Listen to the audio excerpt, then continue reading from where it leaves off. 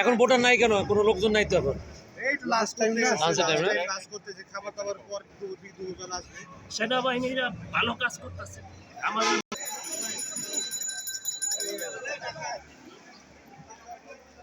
আমাদের মানুষ নিজের মন থেকে দিতেছে, এর কোনো বিকল্প নাই ভাই। 17 বছরের অপেক্ষায় মানুষ এবার রাস্তায় বাড়িচ্ছে। আমরা চাই যাতে সমস্ত মানুষ নিজের উদ্যোগে ঘর থেকে বাড়ি আসে ভোট দেয়। এইবার যেই মার্কাই তার পছন্দ তারই দেব। আমরা কোনো মার্কা বা কোনো ব্যক্তির ভোট দেবো না।